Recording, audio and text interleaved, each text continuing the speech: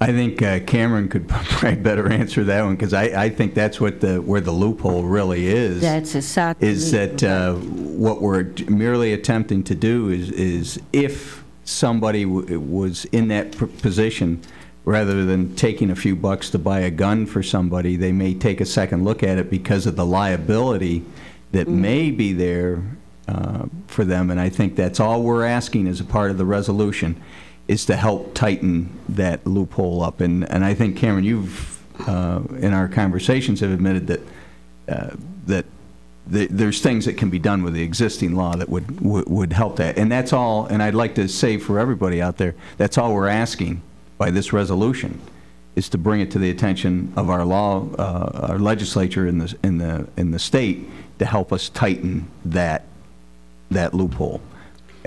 Where there's a liability for a straw purchase, that makes it easier. If you in a community, and if you see things that are happening, and it's not just the criminal kid that's doing it, their family, the decent family all their life. I don't know what happened. They may be angry, maybe they don't have a job, maybe this. They shoot the whole family. I mean, it's something wrong with the society. I don't see this happen over and over, and it's breaking your heart. Well, again, this is just a piece of the puzzle. That's all we're asking, is that we ask our legislatures to fix this as one piece of the puzzle. We're not going to get everybody jobs tonight. We're not going to get everybody fix the health care system. We're not going to be able to keep everybody in schools, but everything that we can do, by every little piece that we can add to that puzzle, that just furthers our ability to help our young people. And I truly believe that's what that we're asking our legislators to do. All right, let me close public comment. We have anyone else? Steve? Actually, Mr. President, if I can, if I know both two of the three mayoral candidates is here. If you were planning on speaking, Kim, I just would like to request the ability to come up afterwards if there were any comments that needed to be clarified. Can the council present us with the opinion of the solicitor on this resolution? He wrote it. On the opinion of the resolution? Yes. Well, she drafted it. She drafted it. Okay, but the ordinance itself, she said that would violate the preemption. Resolutions, we are urging action by the legislature. That's just like free speech. Okay. It's basically the only way. The bottom line, Steve, the only way council ever speaks as a body is after we vote, through a vote. Any one of us can write a letter, but that only reflects us. And the only time we speak as a group is once we vote. So we have to, in order to speak as a group, we have to pass a resolution. Okay. What I was going at, and Diana could probably help me if I say it wrong, Title 3, Article 115, Section 1A of Codified Ordinances, that requires no ordinance or resolution shall be introduced unless reviewed by the city solicitor. So I feel like kind of the odds are stacked against us that she drafted it. I asked her to draft it. Okay. Steve. So we don't have any... Yeah. Non-biased opinion looking at this ordinance, a resolution. And what my first comment is that we are not to be happy that this is a resolution in place of an ordinance. You knew the ordinance was wrong. We shouldn't be passing a resolution. The city should not be a vehicle which we hide behind to send a message to Harrisburg. I think if everybody in this room wanted to send letters to the legislators, hold up placards, march just like the people did in D.C. over the weekend, I would support that. That is the First Amendment. That is the freedom of speech. But to use this body to send a message goes against what I think needs to be done in the city, and I'm speaking not just as a resident, but somebody who is hopefully going to be the mayor of this city and prevent these things from happening in the future.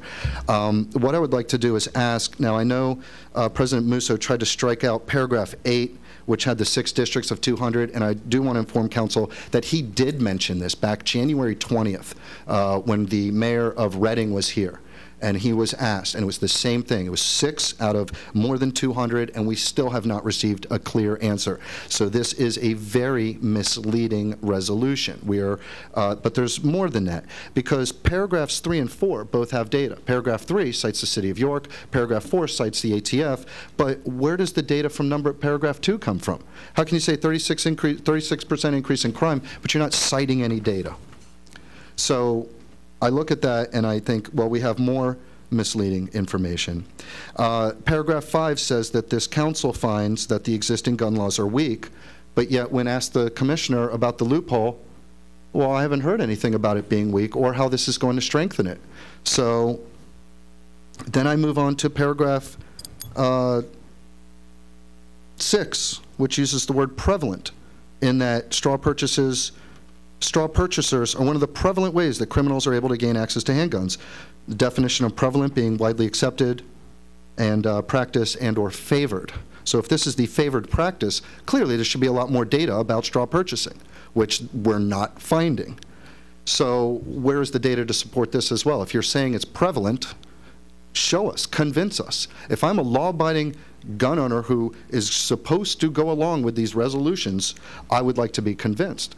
So far we've gone through 7 paragraphs and there's nothing factual in here, except where the commissioner says that this is mired in politics, and I would agree with that. Police collecting serial numbers gets into a gray area, because that is also maintaining a database of firearms and serial numbers is illegal. But I take offense to the commissioner saying that the politicians are not doing anything, okay? There is a national campaign out there, which is sponsored by the National Shooting Sports Foundation.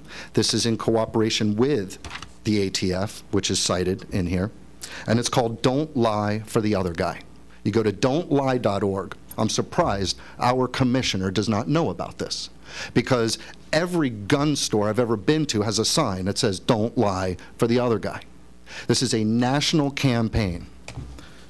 This council has failed this city in that, as Jason said, and I see he's left, that many of us have attended multiple meetings on this. We have suggested education. We have suggested embracing other techniques. Where is it?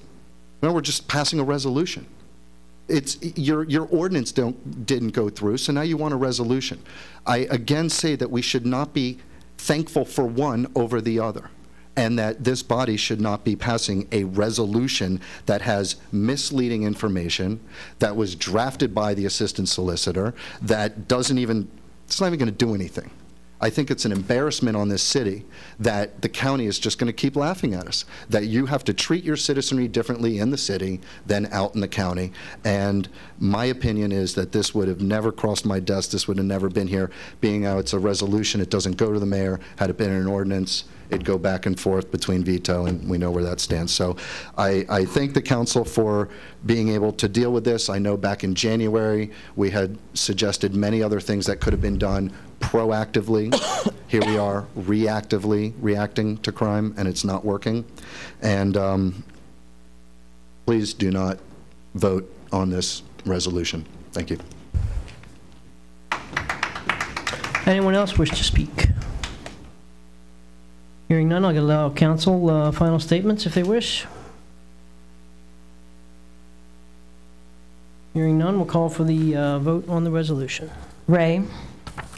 Yes. Hill Evans. Yes. Texter. Yes. Smith. Yes. Musso. No, and that is a 4-1. That will pass. We'll move on to the next item, which is a resolution authorizing an agreement with PennDOT. So introduced. Resolution number 109, introduced by Tony Smith, whereas the city desires to enter into an agreement for winter